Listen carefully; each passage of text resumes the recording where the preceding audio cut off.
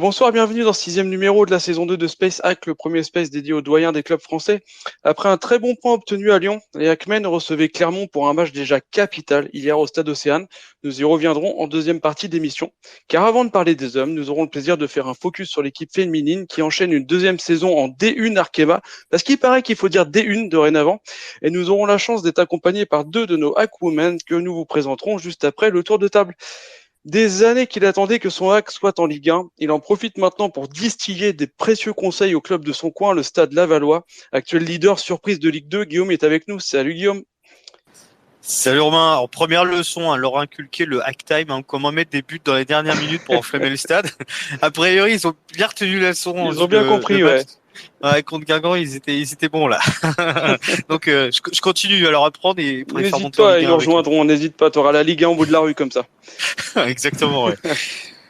Alors, après Tom Holland à Lyon, c'était au tour des Havrais d'apercevoir une star dans notre belle ville puisque notre capitaine Romain y a fait escale pendant un week-end. Ce soir, il est de retour et est aux commandes de l'émission. Salut Romain. Salut. Wow, je viens d'être une star quand même. Faut que je rattrape CSC.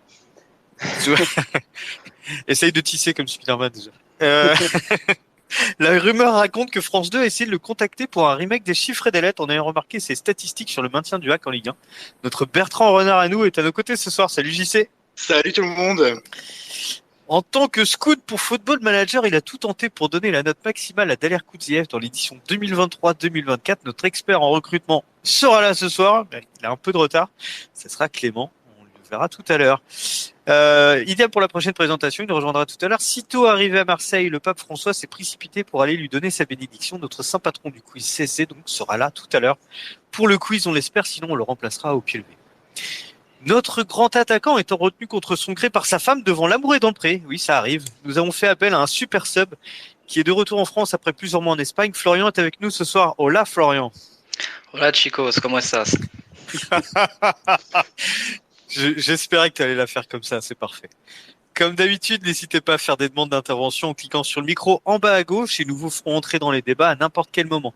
N'oubliez pas également le hashtag SpaceHack pour interagir également avec nous et bien sûr le chat lié au Space. Alors avec Romain, nous avons promis au lancement de SpaceHack il y a maintenant presque 2 ans de suivre les féminines du hack et ce soir Romain, nous avons l'honneur de recevoir 2 grandes joueuses ciel et marine.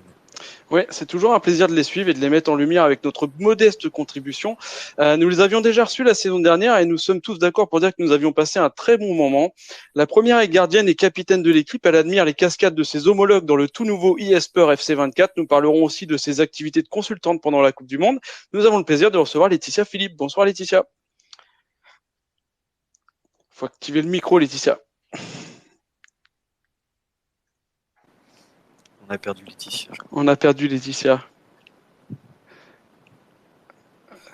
C'est pas grave, on enchaîne, elle nous rejoindra. La seconde est latérale. Elle s'est entraînée toute la semaine pour être au top pour le quiz de CSC tout à l'heure. Nous évoquerons également ses talents d'écriture pour foot normand. Roman Anguard est avec nous ce soir. Bonsoir Roman. Bonsoir à tous, ravi d'être parmi vous ce soir. Voilà, t'es plus au point, hein. Ouais, que la dernière fois, parce qu'on avait eu des petits soucis de micro la dernière fois. Là, normalement, tout est bon.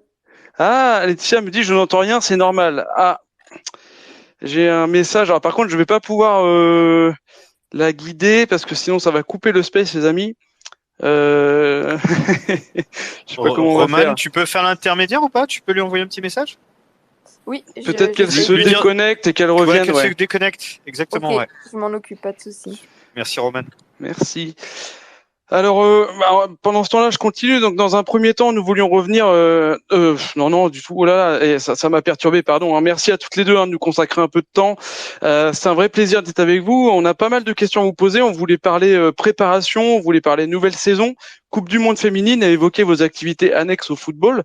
Donc, dans un premier temps, on voulait revenir sur la préparation, les mouvements dans l'équipe et l'arrivée du nouveau coach. Une belle première saison en D1 Arkema pendant laquelle vous avez fait une bonne moitié de saison avant de terminer un petit peu dans le dur, mais tout de même vous terminez à une honorable 8e place. On rappelle au passage que ce championnat comporte 12 équipes. Donc on compte 10 départs auxquels il faut ajouter le départ de Frédéric Concalves, l'entraîneur, et pour 10 arrivées avec bien sûr l'arrivée d'un nouveau coach, Romain Djoubri, qui a entraîné Wassel en version masculine et qui amène avec lui un tout nouveau staff. Vous êtes toutes les deux restées avec les Ciels et Marines. Roman, tu avais même prolongé la saison dernière jusqu'en 2025, c'est ça? Oui, exactement, 2025. Et donc, première question, Roman, alors je vois que Laetitia est ton auditeur, je vais la faire rentrer. Et on va l'accueillir quand même comme il faut, si elle nous entend. Je suis sûr Bonsoir que Laetitia. c'est Roman qui a fait une stratégie pour gagner le quiz. Ouais, c'est possible. Bonsoir Laetitia, ça fonctionne? Bonsoir, oui, c'est bon, ça marche, ouais. D'accord, donc tu n'as même pas entendu ta présentation, Laetitia. Non. Alors je revenais sur ton admiration pour les cascades de tes homologues dans le tout nouveau EA Sport FC24, parce que je t'ai vu réagir à ça, et on parlera de tes activités de consultante aussi pendant la Coupe du Monde. Et donc je te présentais comme étant bien sûr notre gardienne et notre capitaine. Capitaine, c'était pour l'absence de Dej qui était blessé. Ah, ça reste premier match Dej, alors. voilà, premier match. Ça reste Dej D'accord. le capitaine quand même. D'accord. Première info. Donc je disais oui, on revenait un peu sur les départs, 10 départs, 10 arrivées. Je rappelais un peu que vous aviez fini 8e l'année dernière sur 12, avec un beau parcours, même si vous finissez un peu dans le dur. Un changement de coach cet été, surtout à noter. Voilà, donc comment s'est passée cette préparation? Est-ce qu'il y a de nouvelles méthodes intégrées par le nouveau staff dans la façon de travailler? Romain, si tu veux commencer. Ouais, du coup, comme là vous l'avez dit, il y a eu beaucoup de changements à l'intersaison avec l'arrivée d'un nouveau staff et de nombreuses joueuses. Donc beaucoup de nouveautés sur le fonctionnement. Après, voilà, ça reste des semaines d'entraînement quand même type avec des séances doublées quelques fois. Donc voilà, après c'est surtout au niveau du staff qui s'est quand même pas mal renforcé avec on a 2 préparateurs athlétiques, un analyse vidéo qui est à temps plein, une kiné qui est à temps plein. Voilà, il y a quand même eu beaucoup de choses qui ont changé, mais c'est pour aller vers le professionnalisme. Donc, on prend ça comme du positif. Et Laetitia, l'année dernière, quand on vous avait reçu toutes les deux, on parlait que vous vous entraîniez à Gagarine. C'est toujours le cas ou c'est plus qu'AV ou autre? C'est toujours à Gagarine. D'accord. Et là, sachant qu'on arrive aussi à aller à Océane veille de match, quand on joue à domicile. D'accord. Ah, c'est pas mal. Prendre des C'est repères sur le terrain. Ouais, donc, bien sûr. Ça, c'est cool, ouais. Et sinon, le reste, ça reste à Gagarine. On va plus du tout à la KV cette année. Ok, d'accord. Donc, un stage en Bretagne, une victoire en Eglon Cup. Vous avez été mise dans les meilleures conditions pour préparer ce début de championnat, Laetitia? Oui, c'est vrai qu'entre le stage en Bretagne et le tournoi, c'est vrai que ça a été une bonne préparation pour ce début de saison. Je pense que Laure et Nora ont bien organisé les choses pour qu'on soit vraiment dans des bonnes conditions, qu'on puisse bien se préparer et qu'on soit prête justement à entamer ce championnat correctement. Justement, tu nous fais une bonne transition parce que Guillaume voulait revenir sur Laure Le Pailleur, je crois. Ouais, super transition. Justement, je voulais savoir quel était le rôle de Laure Le Pailleur et surtout qu'est-ce que vous apportez au quotidien, Roman, éventuellement. Alors, Laure, elle est présente quasiment quotidiennement à Gagarine. Après, elle n'est pas spécialement présente sur le terrain, sur les séances, enfin à proprement parler. Sur une question technique, elle n'est pas sur les séances. On a déjà un staff suffisamment complet, voilà, pour qu'elle ait cette partie-là à gérer. Mais après, elle garde un œil. Elle est toujours, voilà, par exemple, aujourd'hui, elle est quand même venue sur le terrain. Enfin voilà, elle est présente, mais elle est plus sur le côté organisation, recrutement, etc., que sur la partie terrain. C'est un peu le Mathieu Bonnemer des féminines, en gros. Voilà, exactement. Si directrice sportive, un peu. Voilà, c'est son rôle. D'accord, ok, ça marche, merci. Je te laisse la parole, Guillaume. Je crois que tu avais une autre question. Ouais, parce que tout à l'heure, Roman, justement, tu parlais qu'il y avait pas mal de recrues. Et je voulais avoir votre avis toutes les deux. Quelle était la recrue qui vous a fait la meilleure impression sur ce début de saison et sur la phase de préparation? Laetitia, si tu veux commencer. Pour moi, c'est Zoé Stevenard qui arrive de Rodez. D'accord. Que j'avais connue assez jeune à Montpellier. Je crois qu'on s'est croisés assez rapidement. Mais fait vraiment très très grosse impression. C'est vrai qu'on l'avait déjà vu la saison dernière avec Rodez, mais là, le fait de s'entraîner tous les jours avec elle et même sur les matchs de prépa, elle a vraiment de grosses qualités. J'ai fait rentrer Nico qui avait certainement une question. Bonsoir Nico. Ah, problème de connexion aussi du côté de Nico. Bah, n'hésite pas à redemander si tu arrives à nous rejoindre. N'hésite pas à redemander, Nico, je te ferai rentrer. Justement, ce championnat a repris le 15 septembre. On parlera de cette première rencontre, hein, mais avant, on aimerait peut-être connaître l'objectif de la saison, le maintien, ou vous allez essayer d'aller chercher plus haut que l'année dernière, Laetitia?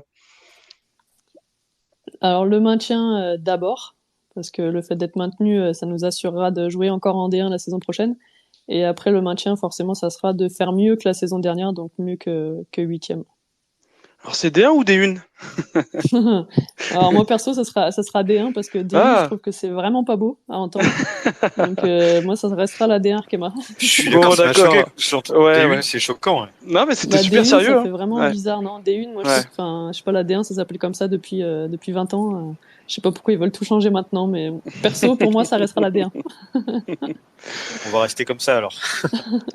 Alors, le calendrier n'a pas été clément avec vous, hein, puisque le premier match était contre Lyon à la maison avec une défaite 4-0, un beau 0-0 à la mi-temps, on peut le dire. Vous avez tenu une belle mi-temps. On verra ensuite que les matchs à venir ne seront pas des plus simples non plus. Comment avez-vous vécu cette première rencontre à Océane? Quelles étaient les consignes? Parce que c'est déjà pas évident de jouer Lyon en plein milieu de saison quand on est en pleine bourre, on va dire. Mais là, commencer la saison contre Lyon, quelles étaient les consignes? Alors, Laetitia, après, je crois que Roman, tu n'as pas joué. C'était une question que j'avais pour après. Laetitia, voilà, comment t'as vécu cette première rencontre? Alors déjà, il y avait 1-0 à la mi-temps. On a pris Il y un avait un, premier but à la, à avant la la fin la 25e, je crois. première, à la 25e. Ah, Non, ouais, pardon. 25e, ouais. Ah, je croyais qu'on rentrait. Pardon. Bah, très bien. Bah, je pensais qu'on rentrait à 0-0 à la mi-temps. Pourtant, Mais bon, déjà, bon. 1-0, c'était déjà mieux que la Oui, saison oui, dernière, 1-0, donc c'est c'était, très bien. on retiendra ça. Non, après, les consignes, c'était clairement de mettre en place le plan de jeu, les idées du coach, d'être vraiment solide aussi. Ouais, on voulait pas non plus prendre une fessée dès la première journée. C'est vrai que la saison dernière, on avait pris 7 à la maison. On savait qu'il y allait avoir du monde aussi en tribune. Donc voilà, on voulait aussi montrer un beau visage du hack féminin. Guillaume, tu voulais revenir sur la prestation de Laetitia? Ouais, justement, par rapport au match de Lyon, Laetitia, moi je trouve que tu as fait un super match avec des sacrés arrêts. Et c'est pas trop frustrant de perdre 4-0 en ayant réussi ton match. En tout cas, c'est mon avis. Je sais pas comment tu juges ta prestation, mais moi j'ai trouvé que ton match était très bon. Donc voilà, si tu peux me donner ton regard là-dessus. Bah merci. Après non, bah pour avoir revu le match, moi je sais que j'aurais dû faire mieux sur certains buts. Après c'est mon exigence, on va dire. Donc, moi, je sais que j'aurais pu faire mieux. Après, c'est vrai que j'arrive à faire quelques arrêts, mais 4, c'est déjà trop. Et c'est vrai que sur les 4, j'aurais pu en sortir quelques-uns de plus, je pense. Sur le troisième, notamment, je crois que il me semble, tu as l'air gêné, en fait, je sais plus, je crois que c'est une tête, en fait, qui part Ouais, non, sur ta je pense que gauche. sur le deuxième et sur le troisième, il y a des petits ajustements à faire, surtout au Ouais, niveau des appuis pour pouvoir justement repartir. ouais, c'est ça. Je voulais savoir. Je croyais que tu avais été gêné. C'est vrai que t'avais pas été vers le ballon et je me suis dit, tiens, elle a dû être gênée et tout. Mais dans l'ensemble, ouais, j'ai trouvé que tu as fait des super arrêts et heureusement que tu es là parce que sinon on en prend peut-être le double. Oui, bah, après, c'est mon rôle, hein. Moi, je suis Ouais, gardien, bah je bien dois sûr. essayer d'en sortir au maximum. Donc, c'est Non, vrai que c'est déjà sûr. d'en prendre 4, c'est frustrant. Après, Ouais, j'essaie évidemment. justement Ouais. de soulager aussi l'équipe et de faire ce que je peux, quand je peux les sortir, en tout cas, d'en sortir un maximum. Merci beaucoup, Laetitia. Alors, Roman, tu n'as pas joué cette rencontre. Choix du coach? Oui, c'est ça, exactement. C'est le football. C'est le football. Oui, la saison est longue, ça va. D'accord. Florian, je crois que tu avais une question sur les prochains matchs. Oui, les prochains matchs, c'est du coup une réception, enfin, aller à Bordeaux et ensuite la réception du Paris FC Lille. Je voulais avoir votre avis sur cette D1 Arkema. Est-ce que elle devient de plus en plus homogène ou il y a encore des différences de niveau entre les équipes? Roman, peut-être. Attends, Oui. si tu veux répondre. Ouais. Ben, du coup, c'est vrai que là, avec l'arrivée du LOSC et de Saint-Etienne, qui sont les deux promus cette saison, je pense que le niveau va encore monter d'un cran. Après, bon, il reste l'Olympique Lyonnais qu'on a affronté la première journée qui reste un cran au-dessus de tout le monde, je pense. le PSG qui s'est renforcé là dernièrement et qui va rester aussi un adversaire assez voilà, l'année dernière on a vu qu'on pouvait accrocher des points face à cette équipe-là, mais je veux dire il reste toujours les deux grosses équipes et puis après ça devient de plus en plus homogène, donc c'est intéressant. Je pense que l'écart se réduit de plus en plus et chaque match cette saison sera vraiment accroché et voilà, il faudra dès ce week-end à Bordeaux aller chercher les 3 points qui nous feront décoller et lancer la saison de la meilleure des façons, un peu à l'image de la saison dernière où on est allé, on a battu Guingamp chez nous et c'est ce qui nous a permis après de lancer la saison de la meilleure des manières. Ouais, c'est l'impression qu'on a que dans les il y a les deux toujours, hein, Lyon PSG bien sûr, et les 10 autres, on a vraiment l'impression que ça se resserre, hein, que ça resserre les rangs quand même entre les niveaux. Justement, par rapport aux deux plus gros, je crois que Guillaume, tu avais une question. Ouais, question un petit peu bateau, un petit peu bébête, mais question peut-être importante. Mis à part l'argent, qu'est-ce qui vous manque encore pour rivaliser avec des gros clubs comme Lyon ou le PSG? Laetitia, si tu veux me répondre sur cette question. Bah, l'argent. L'argent. Ouais. Non, après, il y a toujours une question aussi d'infrastructure. Enfin, c'est vrai que à Gagarine, on est bien, mais ça, c'est pas les infrastructures qui appartiennent au club. Donc, on est toujours en train de récupérer des créneaux quand on peut. Enfin, il y a des jours, on s'entraîne assez tôt le matin parce qu'il n'y a pas d'autres créneaux. Donc, je pense qu'en termes d'infrastructure, il y aurait peut-être encore moyen d'améliorer ça en termes d'infrastructure d'entraînement. Parce que nous, on a quand même la chance de jouer au Stade Océane, donc pour ça, on va pas se plaindre. Mais en termes d'entraînement, je pense qu'il y aurait encore. Mais je sais que ça travaille déjà de ce côté-là, donc on va patienter un petit peu et puis on va croiser les doigts pour que ça s'améliore encore un peu plus. C'était ma question, savoir si c'était en développement ou en discussion par rapport à ça. Oui, on sait que Laure travaille plutôt bien aussi de ce côté-là, donc des infos que nous on peut avoir, on sait que ça cherche en tout cas à trouver un lieu qui serait vraiment à nous et en tout cas au club plus. Et voilà, où on serait un peu plus libre au niveau des horaires, en tout cas. Ok, merci. Alors, notre star CSC nous avait rejoint, puis il est reparti. Ah, bah alors voilà, oui, je crois. Il a envoyé un message pour dire qu'il avait un bug, ouais. Ah, d'accord, ok. Bonsoir CSC. Ce soir, c'est pas toi la star. Hein. Bonsoir à tous. Ça va? Alors, je suis vraiment désolé à tout le monde du retard, mais il y a des impératifs dans la vie, mais je suis content d'être là. Le pape va bien? Mais écoute, le pape, il est en très bonne santé, le pape. Alors, parce que c'est occupé du pape sans rigoler, hein, le week-end dernier à Marseille. Voilà. Ouais, puis il était très compliqué aujourd'hui. Il était à la sécurité, on va dire. Exactement. Bon, en tout cas, bonsoir à tous. Je suis fier d'être avec les filles ce soir. Et bon, on l'est tous. Parlons du rythme. Vous avez joué le 15 septembre et vous rejouez seulement samedi prochain contre Bordeaux, soit 15 jours sans compétition. En plus, au tout début de la compétition, voilà, sur les deux pré-matchs. Laetitia, il me semble que tu militais l'année dernière pour plus d'équipes dans ce championnat. On est d'accord que c'est une nécessité? Oui, oui, je pense que c'est vrai que rester encore à 12 équipes, on le voit là, c'est un premier trou, mais c'est à cause de la trêve internationale, comme ça arrive chaque année, où à chaque fois ils lancent le championnat, alors que juste derrière il y a une trêve, donc du coup on fait 1 ou 2 matchs et on est déjà coupé dans l'élan, on va dire. Mais c'est vrai qu'on va retrouver encore en deuxième partie de saison un peu un calendrier à trous, même si avec les playoffs, c'est vrai que ça, du coup le calendrier va se terminer plus tôt si on n'est pas aux playoffs. Mais c'est vrai que il y a toujours ce problème-là du nombre d'équipes, je pense, en D1 pour faire progresser encore et évoluer le foot féminin français. Ouais. C'est une nouveauté de cette année, les playoffs. Tu peux nous en dire plus? Alors oui, c'est une nouveauté de cette année. Alors ça existait, je crois qu'il y a que Nora qui avait connu ça. Nora Coton-Pélagie. Donc oui, donc du coup ça a existé, ça avait été enlevé il y a de ça peut-être 17 ou 18 ans, je pense. Et du coup, là, c'est revenu, ils remettent ça en place pour peut-être redonner un peu une chance à d'autres équipes que Lyon et le PSG de gagner le championnat. Mais après, à voir comment ça va se finir, parce que c'est vrai que si on n'est pas qualifié pour les playoffs, le championnat s'arrête vraiment tôt.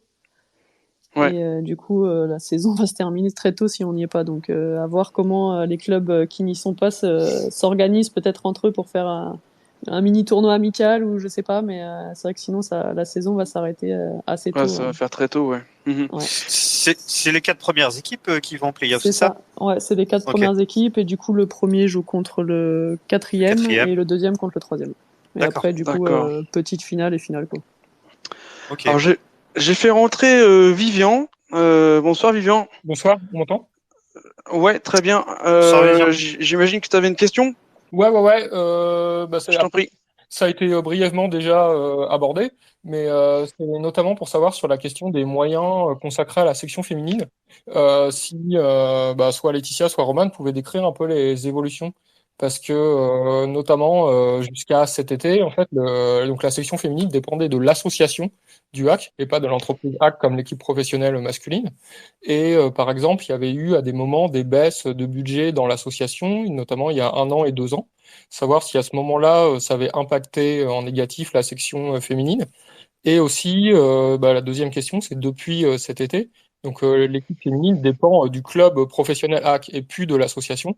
Et savoir si dans le quotidien, c'est quelque chose qui avait changé pour elles et les joueuses, voilà, en termes d'infrastructure ou de salaire, de moyens, voilà. Qu'est-ce que ça avait changé concrètement? Question complète. Roman.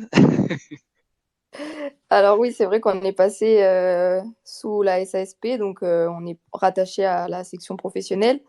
Après, est-ce que ça change concrètement des choses pour nous au quotidien? Pas réellement. Enfin, Laetitia, je sais pas si tu souhaites, si toi tu trouves que ça change quelque chose. Après, je pense que c'est au niveau du budget, l'enveloppe elle a dû augmenter pour les recrues, pour nos déplacements. Je pense que voilà, sur cette enveloppe-là, il y a eu une augmentation. Mais après, nous, concrètement, au niveau du quotidien, c'est vrai que personnellement, je vois pas réellement de gros changements, hormis que du coup, on n'aille plus du tout à la cave verte s'entraîner, ni se restaurer, parce que ça pouvait nous arriver. Voilà. Je vois pas les changements au quotidien. Enfin, j'en vois pas réellement. Ok. Merci pour vos réponses en tout cas. J'ai fait rentrer aussi Bucéphale. Alors je sais pas comment on dit. Bucéphale R. Vas-y, si tu veux. J'imagine que tu avais une question Oui. aussi. Bonsoir. Bonsoir à tous et à Je t'en toutes. prie.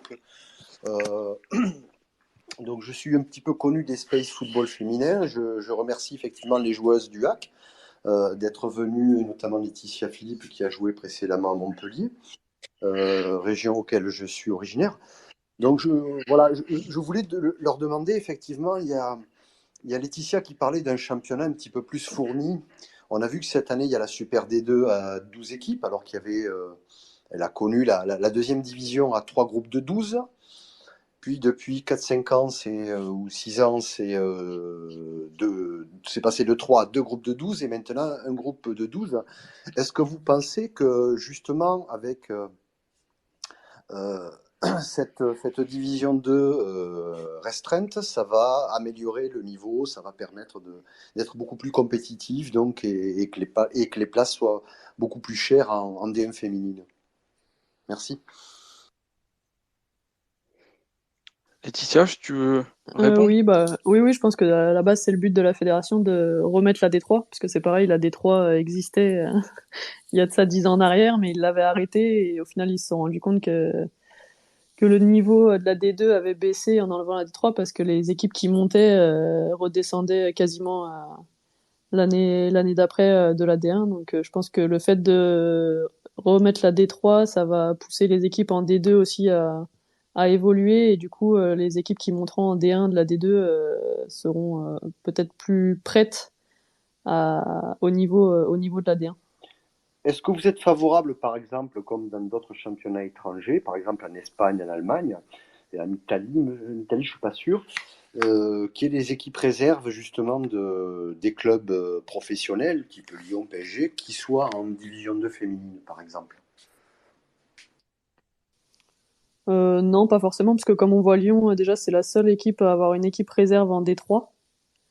Et je pense que le fait de monter en D2, vu l'effectif qu'elles ont, ça serait presque encore trop facile pour elles, quoi. Au vu du budget qu'elles ont pour la D1, l'effectif assez important qu'elles ont, les joueuses qui joueraient en D2 seraient, je pense, largement au-dessus. Et pour moi, en tout cas, c'est mon avis, ça pourrait empêcher certaines équipes vraiment d'évoluer et de vouloir mettre aussi des moyens pour pouvoir monter en D1, quoi. Alors, j'ai une autre petite question concernant la D1. Donc, vous la préfériez à 14, à 16, comme en Espagne? On a vu qu'elles sont championnes du monde, malgré 30 journées de championnat. Et puis, la deuxième question concerne la Coupe de France. Est-ce que vous ne pensez pas qu'il faudrait avoir un retour aux prolongations, justement, pour doper le physique de nos joueuses? Voilà.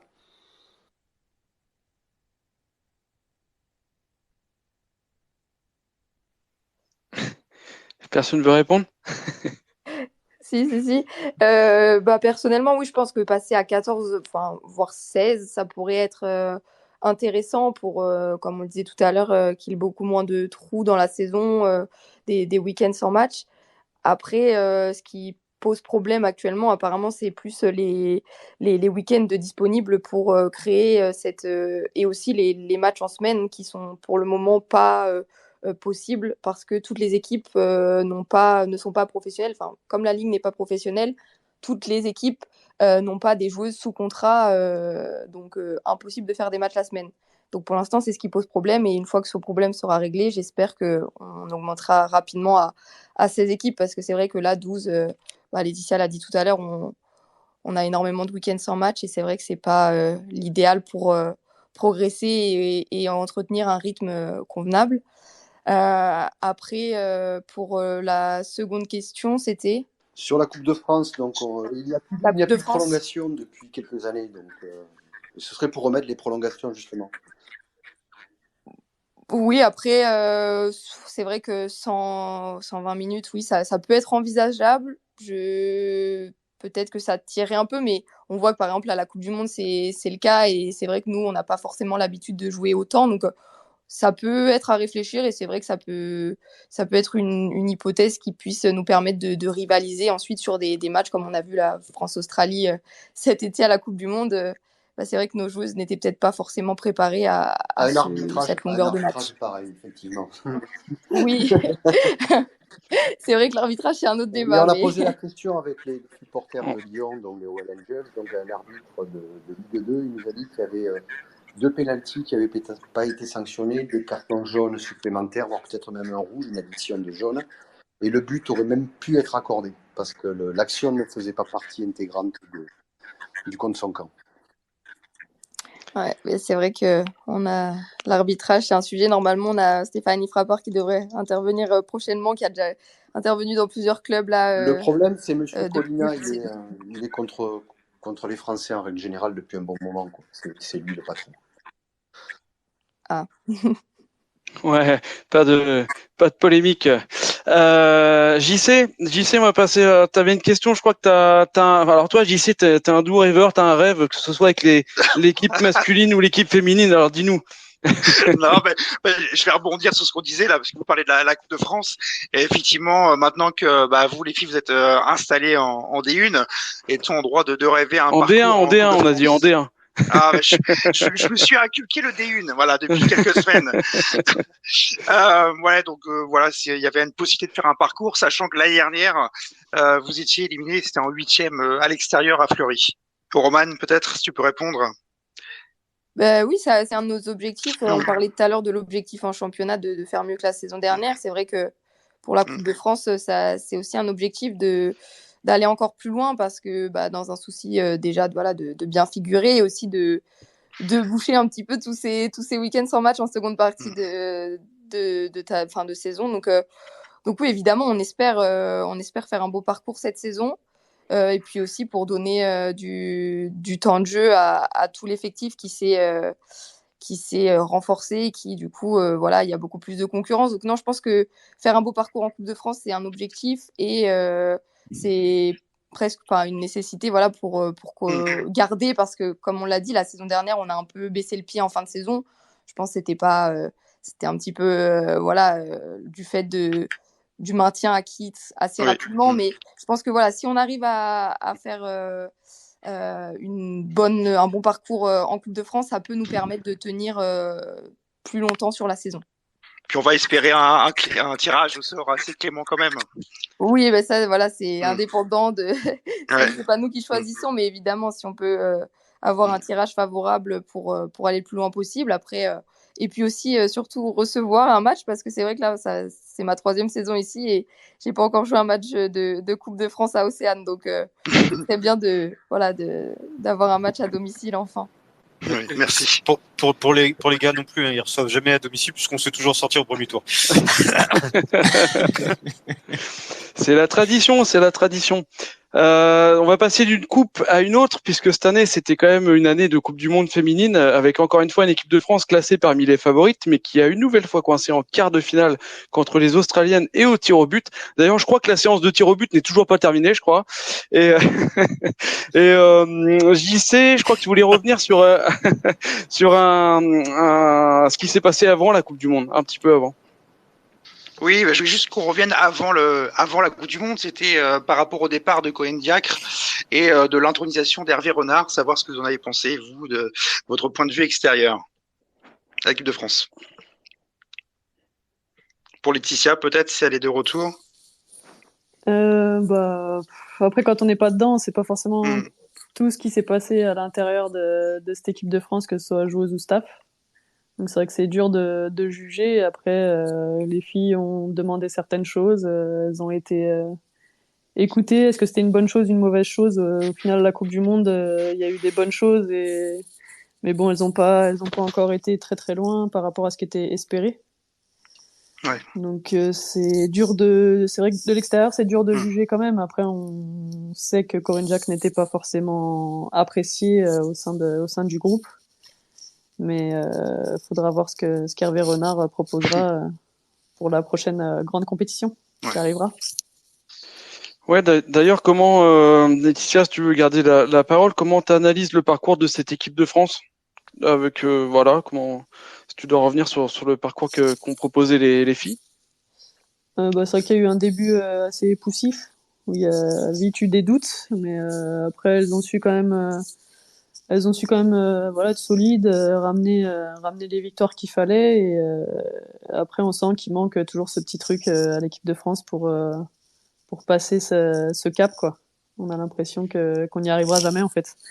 Donc je sais pas ce qui leur manque exactement, mais c'est vrai qu'on a l'impression que depuis pas mal d'années, au final depuis meilleur résultat qui remonte à 2011-2012 où on est arrivé en demi-finale. C'est vrai qu'on a du mal à réatteindre les demi-finales et voir plus loin, quoi. Donc c'est vrai que c'est dommage. Je dis des bêtises ou il a fait rentrer la gardienne pour la séance de tir au but? J'ai un souvenir là. Non, c'est pas ce match. Oui, il a changé la gardienne. Ouais. Qu'est-ce que t'en penses, Laetitia, de ça, de ce changement, puisque apparemment donc la gardienne remplaçante était réputée meilleure, hein, c'est ça, pour les tirs au but, j'imagine. Hein. Ouais, après je préfère pas trop intervenir sur ce sujet-là parce que non mais même de manière plus générale, oui, non mais je comprends. Non, je comprends, il y a pas de souci. C'était pas dans ce sens-là, c'était je crois qu'on l'a vu aussi sur un autre match mais je sais plus où. C'était chez les hommes. Chez les hommes, mais ouais, c'est ça. Ouais, tout à fait. Non, mais c'est vrai que ça peut paraître un coup de poker qui peut s'avérer payant, hein, si la joueuse ou le joueur est plus apte à arrêter les tirs au but, ou en tout cas à cette qualité reconnue, pourquoi pas. Moi, j'avoue que j'apprécie, oui, quand j'ai vu faire ça, c'est du culot, c'est bien. Je pense que ça peut déstabiliser quand même l'équipe adverse de faire changement de gardien ou de gardienne pour la séance de tir au but parce qu'ils n'ont pas de repère par rapport à ses capacités durant le match, etc. Et je pense que ça peut avoir une incidence par rapport à ça. Après, on l'a pas vu en tout cas. Ouais, mais si on se passe du côté du supporter, on peut trouver ça fun, fun. J'ai fait rentrer le magnifique. Ok. C'est à toi la parole. On demande à voir. Allô. Oui, bonsoir. Non, c'est moi qui ai changé de PP. Je suis un ami d'Olivier Doutrelot, président du HAC Rugby. Voilà. Oui, bonsoir. Vous le connaissez. Donc, non, mais je voulais pas prendre la parole dessus. D'accord, ok, pas de souci. Ok. Guillaume, je crois que tu avais une question sur cette Coupe du Monde. Yes, par rapport à à cette Coupe du Monde. Et en fait, ce qu'on a pu voir par rapport aux éditions précédentes, c'est qu'il y a eu quand même pas mal de grosses surprises, notamment l'élimination des États-Unis et de l'Allemagne des États-Unis en huitième et puis l'Allemagne en phase de poule. J'ai l'impression qu'on assiste à l'émergence de nouvelles nations. Est-ce que c'est une bonne chose pour le foot féminin? Ça relance l'intérêt, non, Roman? Parce qu'on a toujours les mêmes équipes qui dominaient, etc. Et voilà, j'ai l'impression que ça commence à s'équilibrer un peu. Ben, c'est vrai que il y a eu un petit vent de fraîcheur là sur cette Coupe du Monde avec des nations qui ont créé des surprises. Donc oui, d'un point de vue extérieur, c'est vrai que c'était plaisant à voir que ça avance dans le bon sens, on va dire. Après, c'est positif et en même temps, si on le voit de l'autre côté, est-ce que c'est pas inquiétant de voir un peu les prestations de certaines nations pendant cette Coupe du Monde? Voilà, je suis un peu réservée là-dessus. Enfin, voilà, c'est vrai qu'il y a des nations qui ont créé la surprise, mais quand on voit le niveau des États-Unis, je pense qu'elles étaient loin de leur niveau habituel. Voilà, même les Pays-Bas, enfin, c'est des nations qui ont l'habitude de bien performer. Et là, on les a sentis un peu moins dans le coup, donc j'ai pas forcément l'explication, mais ouais, je sais pas exactement dans quel sens faut le voir. Il faut le voir positivement. Allez. Ça marche, merci à toi. Florian, je crois que tu voulais revenir sur justement les nouvelles championnes du monde. Oui, on parlait de vent de fraîcheur, l'Espagne qui fait première finale et qui la gagne. Moi, la question que j'ai pour Laetitia, c'est est-ce l'évolution des différents championnats majeurs en Europe, ça se voit au quotidien chez vous quand on regarde les championnats étrangers, espagnols, italiens, allemands, est-ce qu'on voit vraiment une amélioration du niveau? Oui, je pense que justement ça on le retrouve quand même sur les sélections nationales, le fait que le championnat espagnol, anglais, italien, allemand, c'était championnat professionnel et le championnat français toujours pas. On voit la différence, en tout cas côté Angleterre, on voit quand même déjà ils arrivent à remplir des stades. Là, pour le match d'ouverture de championnat, ils ont déjà ouvert, je crois qu'ils sont déjà à 47 000 billets vendus sur un match, donc c'est quand même assez énorme. Alors qu'en France, on n'arrive pas à avoir 5000 personnes pour un trophée des championnes, donc c'est quand même dommage. Mais du coup, je pense que oui, il y a quand même, je pense, des répercussions sur les équipes nationales, forcément. Si les joueuses sont dans des meilleures conditions et que le niveau en championnat est plus élevé, ça leur servira forcément dans leur sélection nationale, je pense. Et on va retrouver notre JC qui rêve encore de quelque chose et qui voulait vous revenir encore une fois sur l'équipe de France. Oui, juste pour terminer par rapport à l'équipe de France, c'est que il y aura les JO l'année prochaine. Est-ce que ce parcours honorable de l'équipe de France à la Coupe du Monde avec ses absences peut-on être en droit de rêver en fait à un sacre avec éventuellement une équipe complète? Pour Roman ou Laetitia, peu importe. Après, c'est sûr que c'est une compétition aussi qui est à la maison, donc ça peut booster l'équipe. Après, je pense que si l'équipe de France doit avoir une chance, faudra aussi que Roman soit dans la liste, mais ça, c'est un autre débat. On est tous d'accord. Et t'étais présente en 2011, donc c'est peut-être ça la solution. Ah bah voilà. Non, je suis trop vieille maintenant, je suis trop vieille. Ah bah justement, on va parler un petit peu des activités annexes au football. Tu fais vraiment des très bonnes transitions, Laetitia. On va te garder dans l'équipe de Space Hack. On va revenir maintenant sur vos activités annexes au football. Laetitia, tu as eu l'occasion d'être consultante pour France TV, je crois. C'était ta première expérience en tant que consultante? Alors, j'avais commenté la finale de Coupe de France en 2020. Donc, c'était la finale après Covid, en fait, qui s'était jouée au mois d'août. Et du coup, ils m'avaient appelé parce qu'il n'y avait pas grand monde qui était disponible, je crois, mais finalement, ils ont plutôt apprécié ce que j'avais fait. Et du coup, ils m'ont rappelé cet été pour savoir si j'étais intéressée d'être consultante pour la Coupe du Monde. D'accord, et tu as apprécié cette nouvelle expérience? Ouais, franchement, c'est vraiment sympa. Ça montre un petit peu autre chose que juste les terrains et le fait de rencontrer d'autres personnes aussi, de pouvoir discuter différemment du foot. Et c'est toujours intéressant de voir aussi autre chose.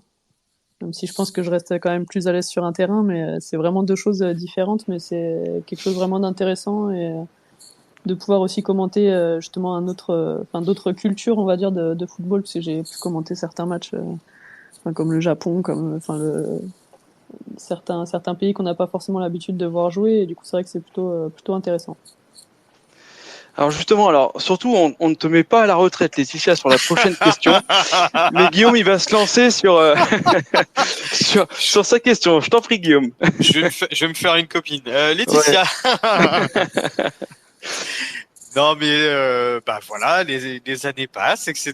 Et je voulais savoir si, après ta carrière de footballeuse, est-ce que tu avais justement un projet de reconversion dans les médias, ou est-ce que pour l'instant, ou dans le football, ou est-ce que pour l'instant tu te poses pas du tout la question? Alors oui, je me pose la question, mais alors dans les médias, non, pour moi en tout cas, c'était pas forcément une option prioritaire, on dirait. Donc là, c'est vraiment une opportunité, on va dire, que j'ai eue, et j'ai pris beaucoup de plaisir à le faire. Mais je pense que de par mon caractère, c'est pas forcément la chose que j'apprécierais faire H24, on va dire. Donc la question se pose évidemment, parce que c'est vrai que j'avance. Enfin, on va dire que je suis plus proche de la fin de ma carrière que du début. Je voulais pas te vexer. Hein. Mais pour l'instant, je suis pas vraiment fixé encore sur ce que je voudrais faire après. Tu viens donc nous en parler? Je viendrai prendre des avis, ouais, pourquoi pas. Avec grand plaisir. This space was downloaded via spacesdown.com. Visit to download your spaces today. Romain, on a pu voir que tu avais interviewé et écrit un article pour le site Foot Normand, le magazine aussi, j'imagine, sur ta coéquipière déjà Davis. Tu peux nous en dire plus? Oui, moi, je suis un peu, depuis vraiment toute petite, je suis passionnée par le journalisme, donc de voir Laetitia à la télé comme ça donne envie en tout cas. mais non, après pour ce qui était l'interview de Deja Davis, en fait, pour cette saison, je vais faire un portrait chaque mois d'une de mes coéquipières pour le média Foot Normand. Donc j'ai commencé par déjà la capitaine, et puis voilà, chaque mois il y aura une nouvelle joueuse, un nouveau portrait sur le site. Donc logiquement le prochain, c'est pas encore fixé, mais ça sera sûrement quelqu'un de présent ce soir parmi nous.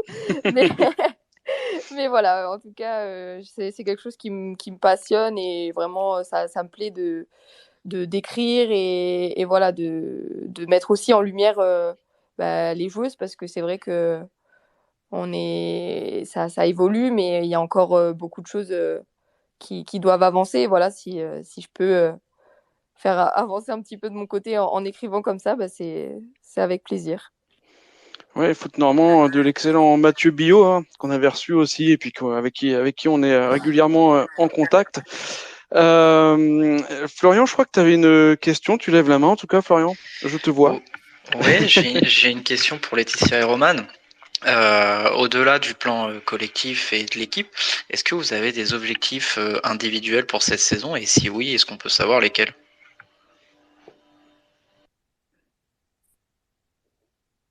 Il faut se lancer.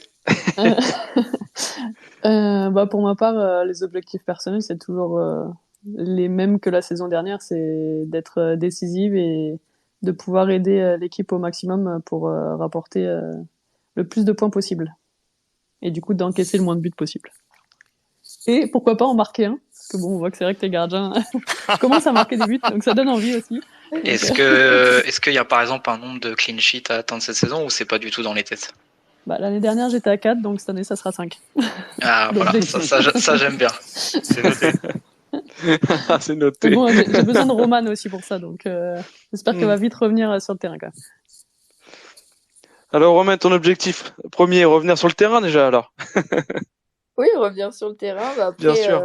Pareil, hein, dans la lignée de l'année dernière, qui était une découverte pour moi de la D1, voilà, enchaîner, grappiller de l'expérience à ce niveau-là, et puis évidemment prendre le moins de buts possible, parce que c'est l'objectif en tant que défenseur, enfin l'objectif premier, on va dire. Après, voilà, c'est aider l'équipe à bien défendre, et puis comme ça, voilà, être solide, et une fois que ça sera atteint, pourquoi pas espérer inscrire mon premier but en D1, mais bon, ça on va attendre un petit peu. Ça serait chouette. CSC, je crois que tu lèves la main aussi. Oui, effectivement. Moi, j'ai une dernière question pour Laetitia. Laetitia, on avait parlé de Beekeeper la dernière fois. tous les deux en tant que gardien de but. Je voulais savoir, est-ce que tu as prolongé avec eux ou t'es passé chez une autre marque? C'est pas Beekeeper, par contre, c'est Keeper Sport. Ouais, Keeper Sport, ouais, Ouais. c'est pareil, c'est pareil.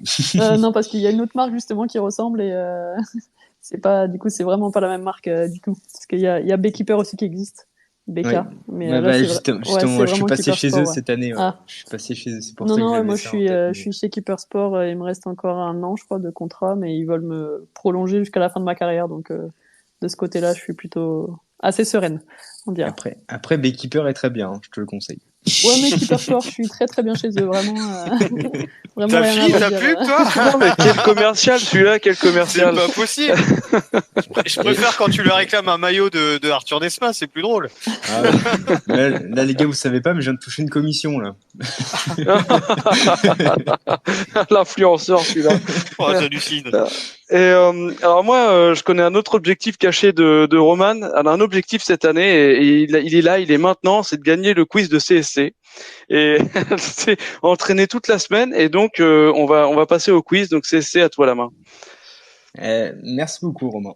Et d'ailleurs, je vous remercie, les gars, parce que c'est vrai que j'ai eu très très peu de temps ce week-end et merci d'avoir écrit les questions. Donc, c'est moi qui vais le présenter, mais c'est les gars qui ont fait les questions. Donc, Ouais, ça sera. si elles sont pourries, vous pouvez vous en prendre à nous. Hein. Ouais, moi je me dédouane hein, tout de suite, comme ça, c'est fait. Bonne chance. Non, on va commencer donc. On va commencer par toi, Roman. On va commencer crescendo dans les questions et plus ça va aller, plus on va augmenter la difficulté. Et effectivement, on va garder ce modèle de tir au but. Donc, ce sera une question chacune. Donc, première question pour toi, Roman. Quelle équipe a affronté l'Espagne en finale de Coupe du Monde? Alors ça, normalement, facile, l'Angleterre. Effectivement, bonne réponse pour toi, Roman. 1-0. Laetitia, à toi. Quelle équipe finit 3e de la dernière Coupe du Monde?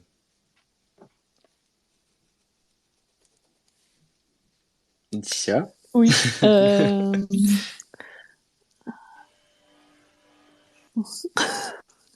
Je ne sais pas. Oh mon Dieu. C'est la Suède.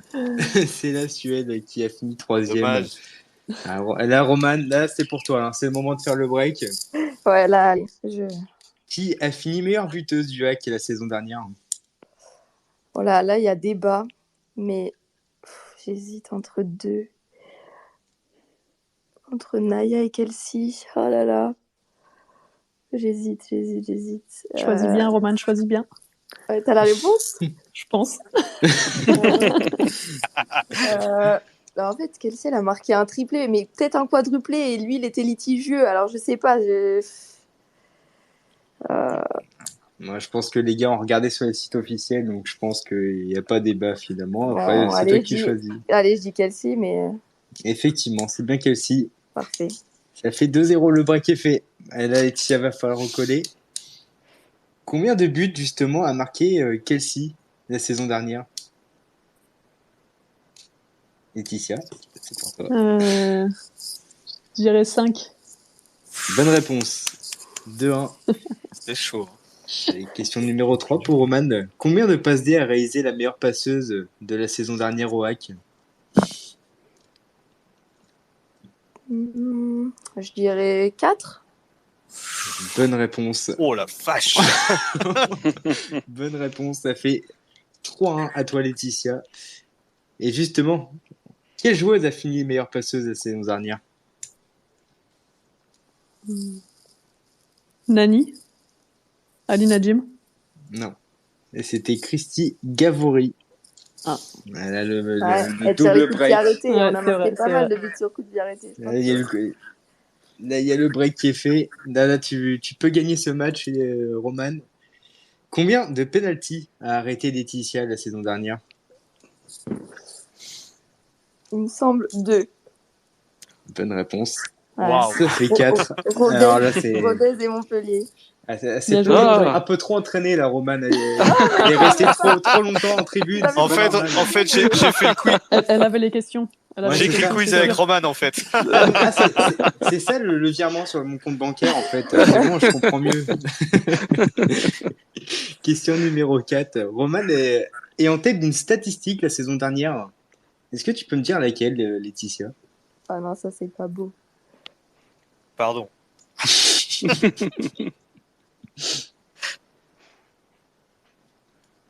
Elle est dure. J'avoue que Ouais, pas évident. j'avoue que c'est pas évident. Bon, en termes de carton, elle en a pris 2, je crois, mais c'est pas elle qui en a pris le plus. Quelque chose où vraiment involontairement et où je suis pas fière. Allez, but Ah, c'est- contre son camp. Non, c'est même pas ça. Non, c'est Ah Même ouais. pas, ça. on aurait C'est pu, même pas on ça. aurait pu, on aurait pu. Ah, je pensais parce qu'en plus c'est SC, enfin voilà. Bah oui, Ah oui. oui, ouais. Ouais. Quand je Bah pense non, qu'il y a du eu coup, plus de CSC que moi l'année dernière. Alors là, je me sens fier, quoi. Non. non, je vois pas. Sinon, je vois Non. pas.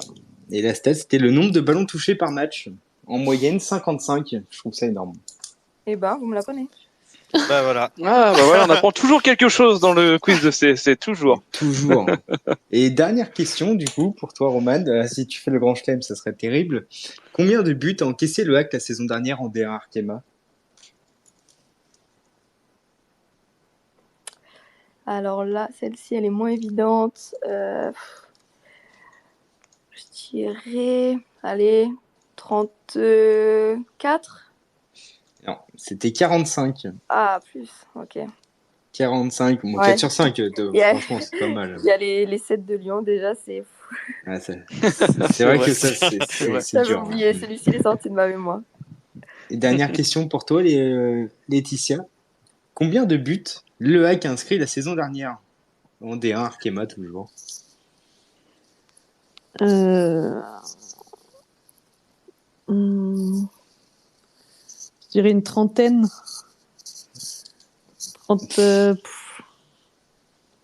32.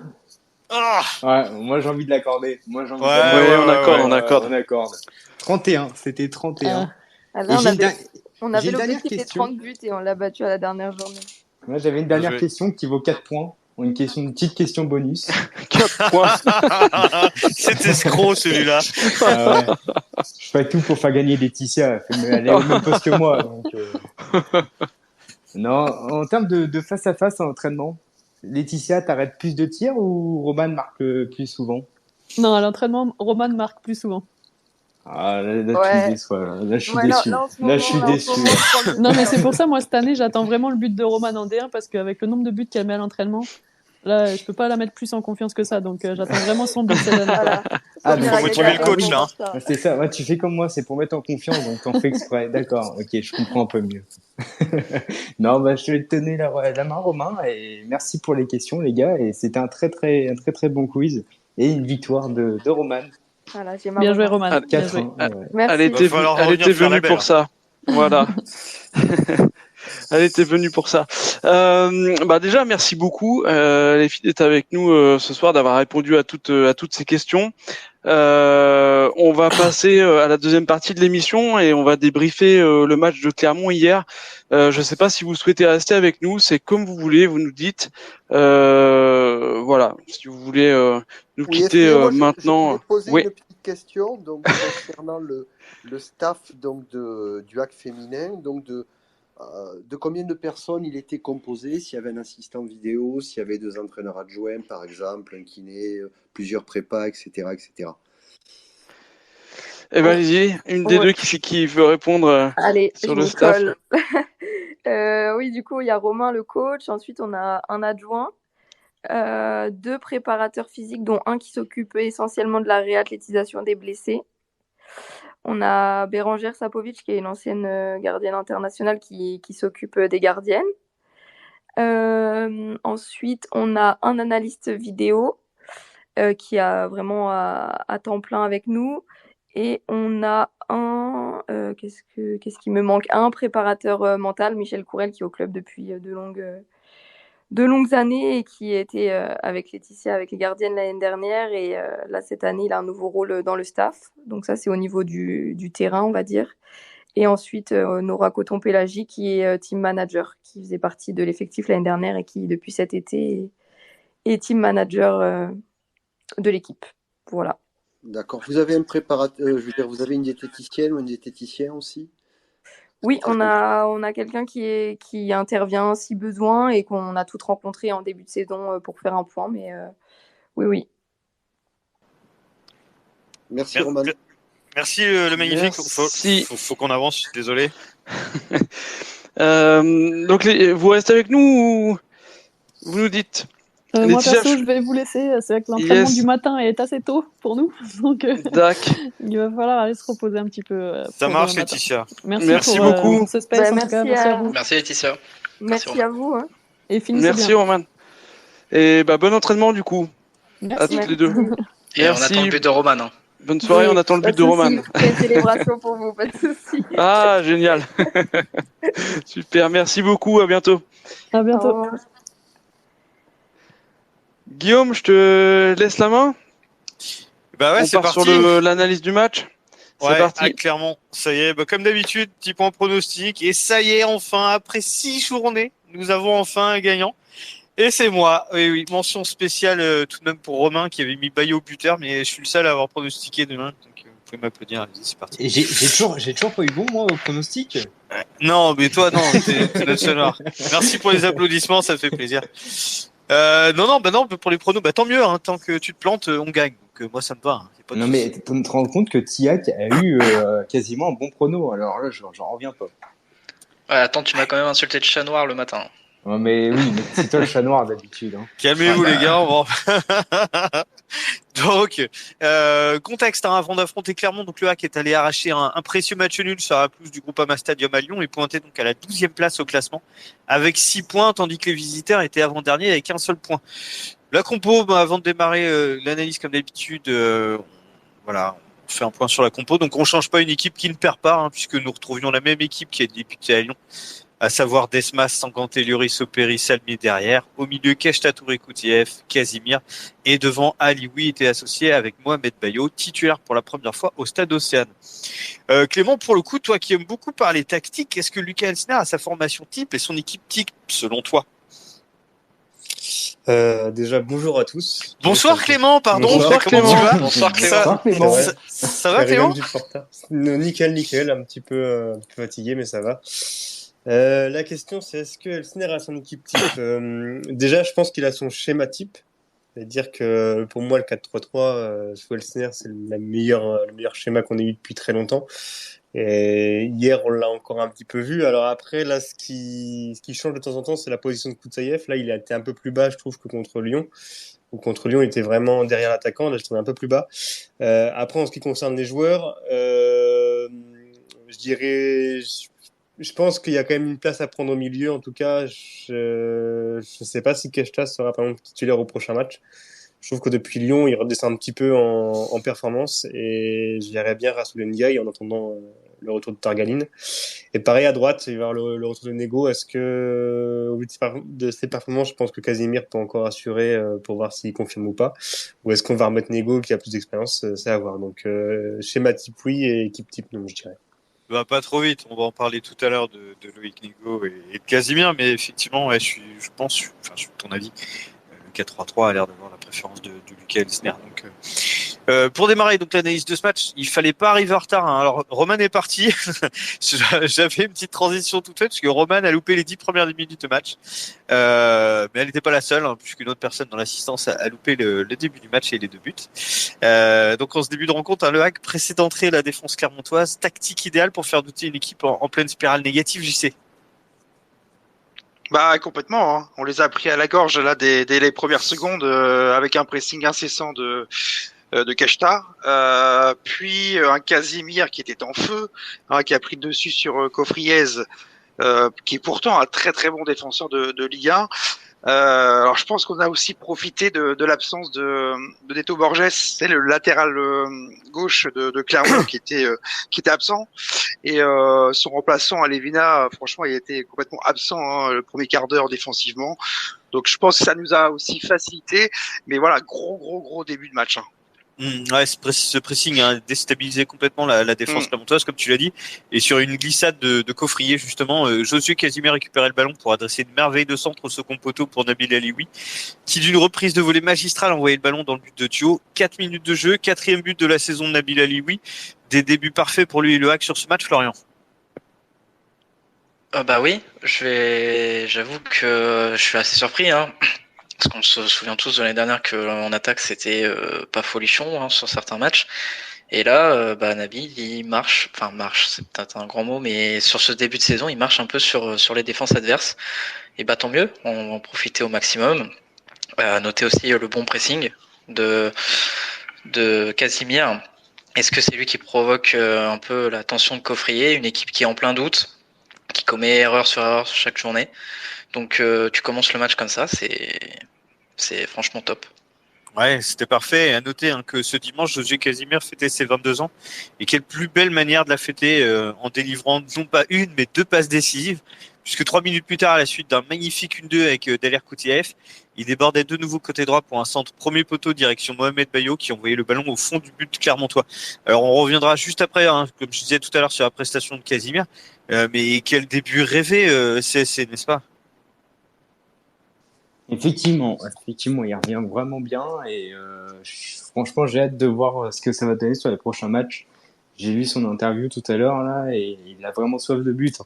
Et puis il veut justement aussi, au niveau de son image, des erreurs qu'il a commises dans le passé, il veut vraiment se racheter et je pense que s'il continue dans cette lancée-là, il est bien parti pour redonner un élan à sa carrière. Ouais, d'ailleurs, les Clermontois ont pas forcément apprécié sa célébration juste après le but. Honnêtement, je sais pas ce que vous en avez pensé, mais honnêtement, il faut le comprendre. Oui, totalement. Ça le fait mec, 2 mois qu'il marque pas, donc. Ouais, et puis il a traversé des galères à Lille, et puis là, c'est la délivrance pour lui. Ça s'est vu. Il est heureux d'être là. Il est heureux de nous aider. C'est comme disaient les commentateurs de Amazon, c'est du gagnant-gagnant pour le coup. Bayo a gagné, nous aussi. Donc ouais. Vraiment, c'était vraiment très plaisant. Et à ce moment-là, juste après le deuxième but, donc à la 7e minute, on s'est tous dit qu'on avait préparé une petite valise pour Clermont et qu'on allait bien la remplir pendant 90 minutes. Et pourtant, c'est tout le contraire qui s'est passé.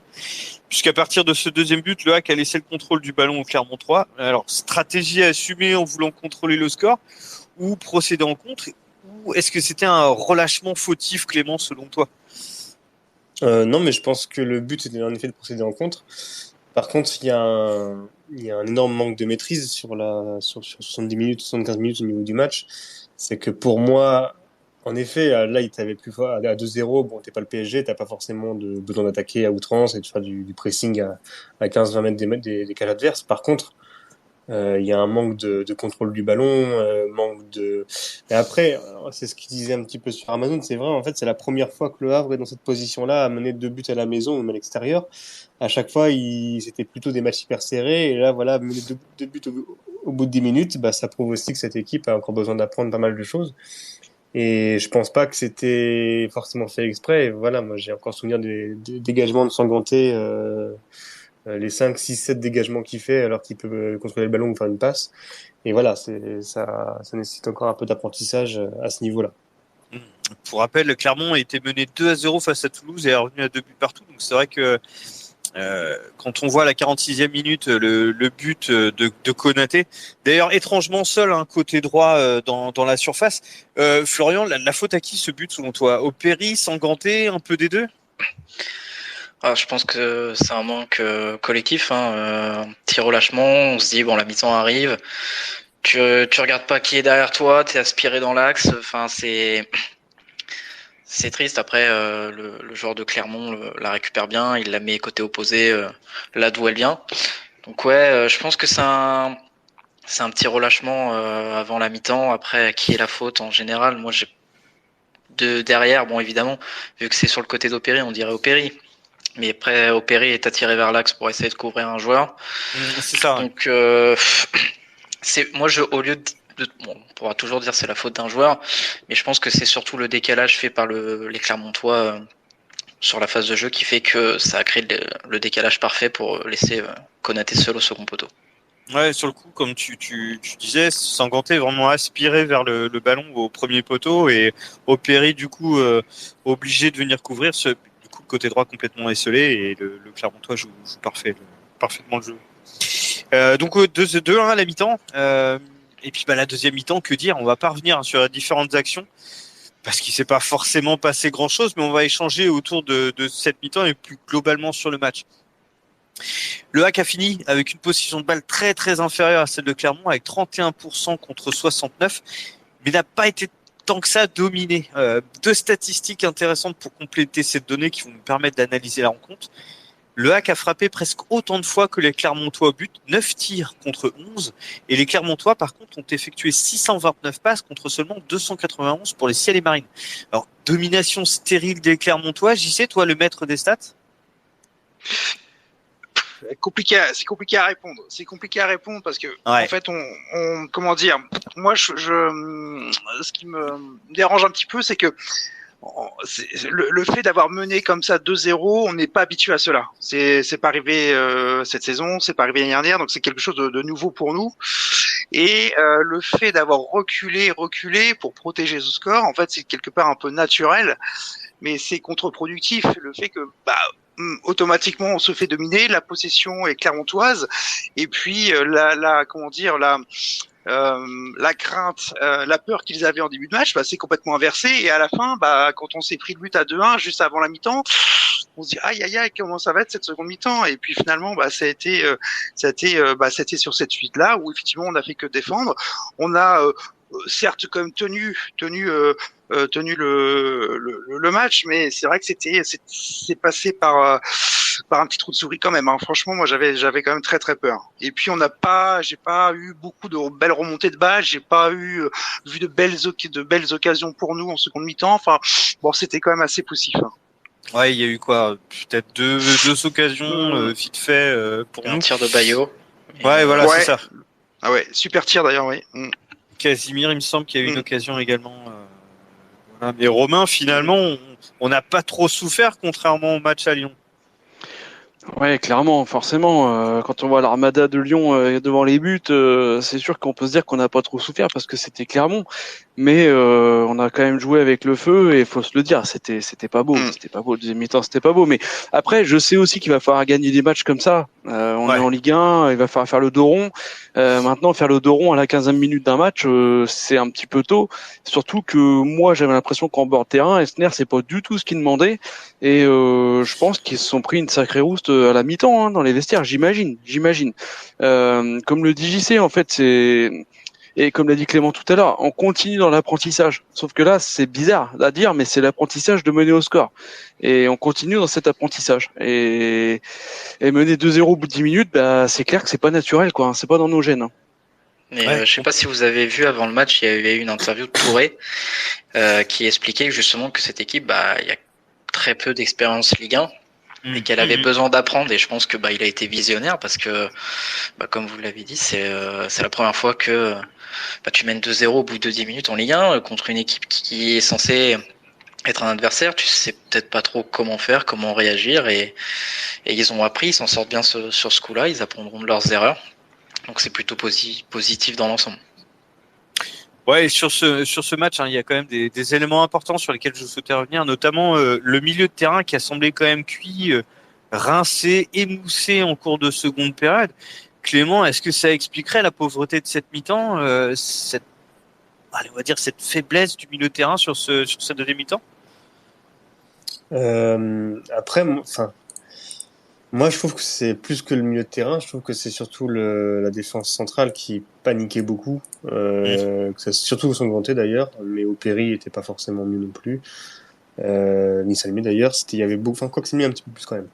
Il y avait beaucoup de ballons devant en destination de Elioui ou de Bayo, et puis c'était démerde-toi avec ça. Après, le milieu de terrain, en fait, a été vraiment sauté. J'ai trouvé, par contre, en effet, Koudzaïev et Kestin un peu dedans, mais je pense pas que ça soit lié à une fatigue plus que ça du milieu de terrain. Moi, je trouve que c'est plus par un manque de maîtrise et plus lié à, je pense, plus en effet, peut-être la peur ou l'appréhension de se prendre un contre sur une montée de balle en défense. Et je trouve par contre que Touré défensivement a fait un très bon match. Alors, on l'a moins vu offensivement parce qu'en effet on n'avait pas la ballon.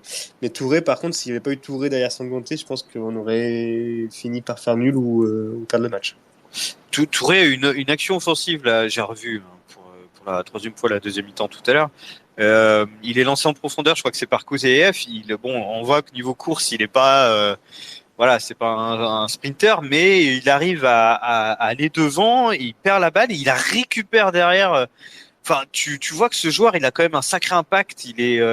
C'est quand même un joueur monstrueux, non, Clément? Ah oui, non, mais c'est clair, comme je disais la dernière fois, c'est un très très bon joueur. Je pense que Targaline, il va avoir du mal à à le bouger du 11 parce que pour moi, c'est vraiment peut-être le joueur le plus important depuis le match de Rennes, quoi. Avec Koutsaïev, mais c'est sûr que ce gars-là, là, un peu comme Alioui, c'est vrai qu'ils sont peut-être un petit peu en état de grâce aussi, un peu comme Casimir, c'est-à-dire que est-ce qu'ils élèvent pas un peu leur niveau, est-ce que ça va pas retomber à un moment aussi? On va voir. Après, voilà, c'est sûr que là, pour le coup, je pense que Keshta, par exemple, aurait pu ou aurait dû être remplacé un peu plus tôt, vite par Rassoul Ndiaye. Ouais. Autre point négatif, hein, vous me direz ce que vous en pensez, on en a parlé tout à l'heure, mais c'est plutôt la prestation d'Aruna Sanganté que j'ai trouvé bien en deçà de ce qu'il est capable de faire d'habitude. Florian, ton avis sur Sanganté, sur ce match? Bah, je pense que à l'image de l'équipe, en plus, bah, lui, il a le brassard en plus. Alors, est-ce que ça lui pèse? Je sais pas. Ça, on n'est pas dans sa tête. Mais bah, je pense que c'est le plan de jeu de tout le monde. Ils ont été surpris. Après, il faut noter aussi, même si Clermont est une équipe cette saison qui galère. Moi, vu de la tribune, je les voyais souvent passer sur les côtés, dans les petits espaces, la passe bien qui passait millimétrée. Et ouais, il y a eu un moment de trou d'air. Et après, moi, ce que j'ai envie de retenir, c'est que sans ganter, match raté, tu perds pas le match. C'est plutôt positif. Alors après, évidemment que si Sanganté fait un match raté contre le PSG et l'OM, je suis pas sûr qu'on gagne le match ou qu'on fasse match nul. Mais vaut mieux qu'il rate son match contre Clermont et qu'il se remette en question, que ce soit lui-même ou par le coach. Mais voilà, faut retenir ça. Match raté, oui. Mais je pense que dans l'ensemble, comme l'a dit Clément, je ressors pas quelqu'un de la défense. Alors après, moi, je vous avoue, étant au stade, j'étais tellement stressé que l'analyse, j'ai regardé un peu tout à l'heure, je me suis refait un peu le match. Mais ouais, je pense que c'est peut-être aussi un coup de moins bien. Hein. Ça fait 6 matchs, le stress, tout ça.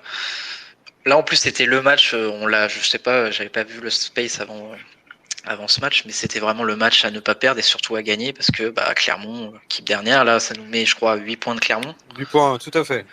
Donc c'était peut-être bizarrement le match le plus stressant pour eux cette saison, quoi. De ce début de saison, du moins. Ouais, merci Florent. Oui, vas-y. Ouais, non, juste pour revenir à Sanganté, vu que tu avais lancé le débat. Oui.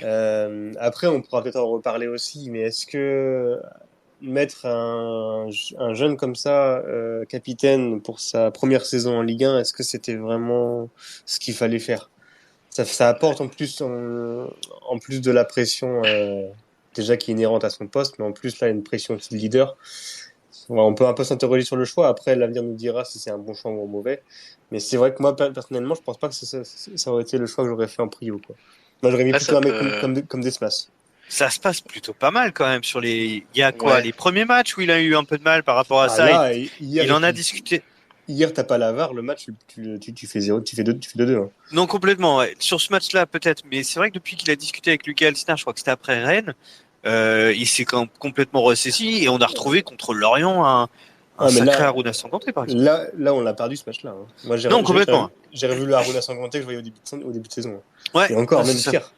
Donc après, c'est ce que je disais, il faut pas non plus faire hyper attention, c'est un championnat qui est hyper exigeant. Lui, c'est sa première saison, il est jeune. C'est un très bon joueur aussi, hein. Faut pas c'est un très bon défenseur, il a beaucoup de potentiel, mais il faut faire attention aussi à pas le voir non plus beau qu'il ne l'est. Et puis c'est sûr que s'il enchaîne 2, 3, 4 performances comme ce qu'il a fait contre Clermont, il faudra voir aussi derrière, voilà, est-ce qu'on fait pas autre chose, quoi. Est-ce que c'est le poids du brassard? Personnellement, je suis pas persuadé. Après, moi, je sais pas ce que vous pensez. J'ai peut-être une autre explication concernant Sanganté. Je trouve qu'il se met en fait au niveau de chaque équipe. C'est très très bien. Hein. Non mais merci pour clairement. Non mais voilà, non mais faut le dire. Non mais les gars, faut le dire. C'est-à-dire que Lyon, c'est la meilleure équipe du monde. Non mais ce que je veux dire par là, c'est que Lyon a fait un très bon match contre nous. Mbappé marquera pas de but alors. Exactement. Mais déjà il est blessé en plus. Déjà il est blessé, ouais. Mais non, mais ce que je veux dire par là, c'est que Rennes était une équipe qui a mal joué contre nous. Sanganté est passé à côté de son match. Lyon a été très bon, il a été très bon. Clermont, offensivement, c'est quasiment le néant. Et il a pas eu grand chose non plus à faire, mais il a été existant, quoi. Comme l'attaque de Clermont. Là, c'est même pas inexistant, c'est qu'il faisait des fautes inutiles, quoi. Moi, j'ai peur que sur des trucs, s'il tombe sur un arbitre qui est un peu tatilleux, il va se manger des rouges à force de faire des mais de toute plaquages. façon, Sanganté, regarde l'année dernière, il a été suspendu plusieurs matchs pour des Bah cartons ouais, jaunes à la con. mais Mais cette année, il repart pareil. Moi, j'ai vu quand j'étais à Montpellier, première action, tacle de Sanganté, carton jaune, 4 bah ouais, minutes mais de c'est ça, jeu. mais Là, ouais, tu bien fais sûr. bon, bah, ok. Bah ouais. Mais Mais il même va plus que ça. continuer, hein. C'est-à-dire que parfois, il met trop là où il n'y a pas besoin. C'est-à-dire que le plaquage, là, sur Magnin, je sais plus, en première mi-temps, tu vois le mec, il plaque le gars. Bah, c'est sûr que oui, à 20 mètres de tes buts, tu auras coup franc, quoi. Et Ouais, mais il y par a Coupe du contre, Monde de rugby en ce moment, c'est normal. mais par contre, sur le but qu'on se prend, le marquage, il est quasiment absent, quoi. Il se fait trop facilement avoir Ouais, ce que je disais. par l'attaquant de Clermont, quoi. Donc, Ah. Oui. oui, non, vas-y, non, Non. c'est ce que je Non, mais parler. il y a pas que du négatif quand même à retirer de ce match, au contraire, parce que le gros point positif, et vous serez tous d'accord pour le dire, c'est Josué Casimir. Écarté durant quelques matchs du groupe, il est de retour complètement métamorphosé, Romain. Alors écarté, ouais, il a déjà participé à 4 matchs pour 3 passes décisives en Ligue 1. Moi, je pense que ce qui l'a métamorphosé, c'est la Ligue 1 surtout. Je pense que, en tout cas, on le voit, c'est un joueur. On a l'impression que la Ligue 1 est faite pour lui. Il y a certainement plus d'espace qu'en Ligue 2. Et du coup, effectivement, il a été flamboyant là sur le match contre Clermont hier, 2 passes décisives, de toute façon déjà rien que ça. Et même, je veux dire, son défenseur, il a rien compris. Alors après, encore une fois, il s'est aussi endormi comme les autres par la suite. Mais en tout cas sur ce qu'il a montré et franchement même les commentateurs Amazon aussi ont fait l'éloge de Casimir, ils ont pas arrêté avec lui et à juste titre. Alors j'espère que c'est pas que le jour de son anniversaire qu'il joue comme ça et qu'il nous proposera d'autres prestations du même niveau, mais ouais, non, je suis super content pour Casimir. Franchement, vous vous souvenez les gars, on en débattait. D'abord, on se posait même la question si Josué allait rester dans notre effectif pour la Ligue 1, et c'était légitime de se la poser. C'est un joueur qui a pas forcément montré toujours grand chose l'année dernière, et ça faisait peut-être déjà un petit moment qu'on se demandait s'il allait montrer quelque chose ou pas, quoi. Et voilà, et là c'est peut-être finalement le championnat qui lui convient. Le championnat et aussi le changement de poste, parce qu'il joue beaucoup Oui. moins haut. Là, il joue piston droit. Donc c'est un joueur en plus qui a du coffre. Et on sent qu'il est beaucoup plus à l'aise, et il part de beaucoup plus loin, et il a beaucoup plus d'espace, et je pense que ça lui convient beaucoup mieux. Et justement, le casse-tête à venir pour Lucas Elsner, quand Loïc Nego va revenir, j'y sais. Moi, je serai Elsner, je surfe sur Casimir. Il a fait un super match, ça me paraît légitime que dimanche il soit titulaire. Et puis on verra quoi par la suite. Mais je pense qu'on a un effectif vraiment homogène et chaque joueur aura son petit coup de boost pendant 2, 3, 4 matchs, comme on peut voir avec Hashtag qui commence déjà un petit peu à baisser le pied. Mais là, je continue avec Casimir, ça c'est clair.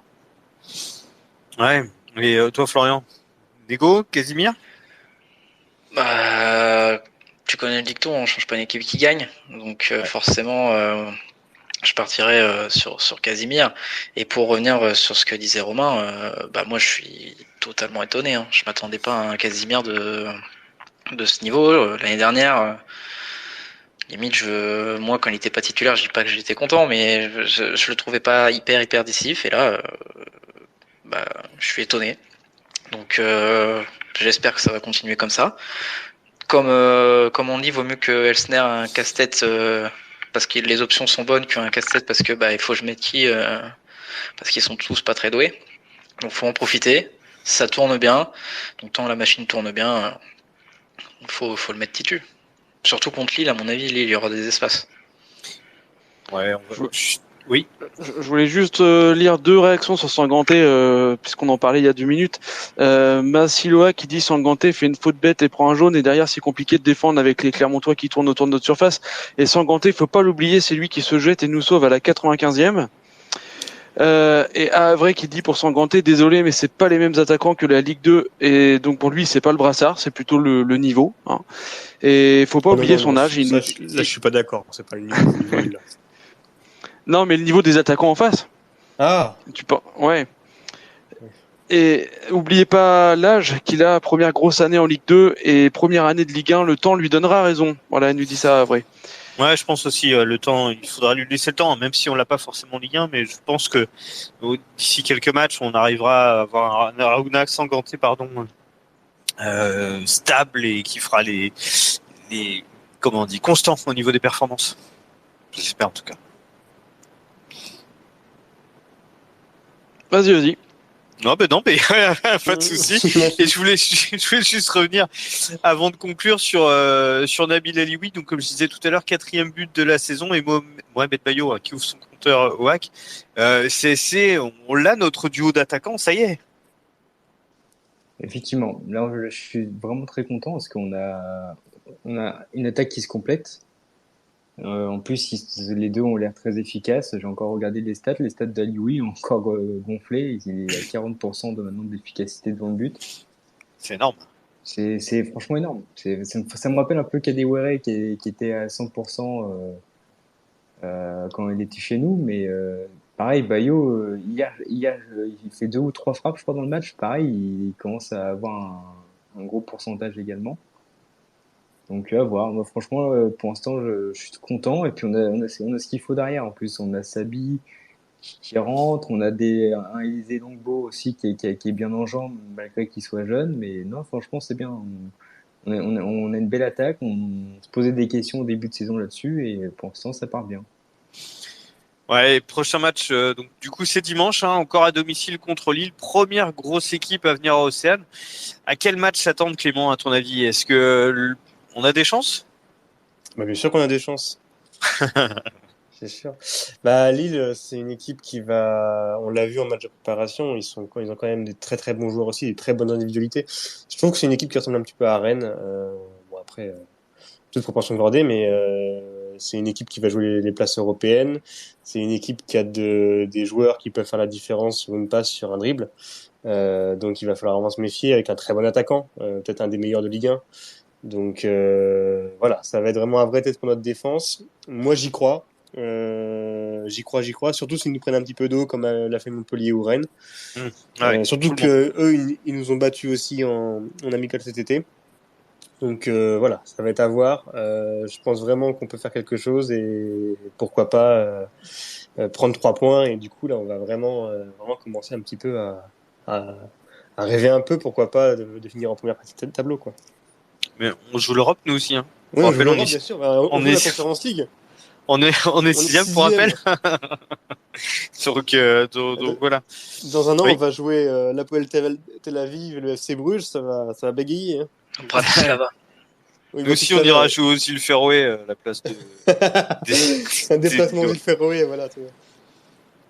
Ouais, cher Romain, on va se diriger tranquillement vers la fin du space, à moins que quelqu'un ait rajouté quelque chose sur Clermont, sur le HAC en général. Sinon, moi, je voulais juste donner un dernier mot, toucher un dernier mot sur les féminines qui étaient avec nous en première partie. Déjà, je voulais leur souhaiter une très bonne saison parce qu'on l'a pas fait quand elles sont parties tout à l'heure et voilà. Donc, je voulais qu'on rattrape ça. Je voulais leur souhaiter vraiment une très bonne saison. On leur redira. Et puis rappeler qu'elles jouent donc samedi à 15h à Bordeaux. À 15h et que ça sera diffusé sur FFF TV et sur Dailymotion pour celles et ceux qui veulent suivre le match. Donc c'est un match gratuit pour le coup, pas sur les antennes du groupe Canal, mais sur la FFF TV Dailymotion. Donc c'est samedi à 15h. Voilà. Yes, merci pour les précisions, cher Romain. Eh ben on va glisser tranquillement vers la conclusion du space. Yes. Ça marche. Eh bien, écoutez, merci à tous de nous avoir suivis. Prochain space dans 15 jours. Alors, restez vraiment attentifs parce qu'on vous prépare quelque chose d'assez gros, Romain. Avec, si tout se passe bien, si ça se confirme, on va avoir un très gros invité à vous proposer pendant 15 jours. Ça va parler foot, ça va parler pays étranger, qui ne sera mais pas si étranger que ça pour moi, mais voilà, on vous en dira plus d'ici quelques jours sur les réseaux sociaux. La valse à l'étranger? C'est plus que ça, tu verras, c'est plus loin que ça. En tout cas, très gros invité qui a priori sera avec nous dans 15 jours. Donc on vous confirme ça très vite. En tout cas, on espère que vous avez pris autant de plaisir à écouter le spell que nous avons eu à le préparer. C'était vraiment chouette et vraiment, comme je le disais sur Twitter, on a la chance d'avoir une équipe féminine en première division là depuis 2 ans et c'était vraiment un grand honneur de les recevoir. Quel plaisir d'échanger avec elles en tout cas. Ouais, vraiment un super space. Donc merci à tous de nous avoir suivis et à très vite pour le prochain space avec un très gros invité. Bonne soirée à tous. Bonne soirée Allez le à hack. tous. Bonne soirée. Bonne soirée. Ciao, ciao. Salut. Ciao.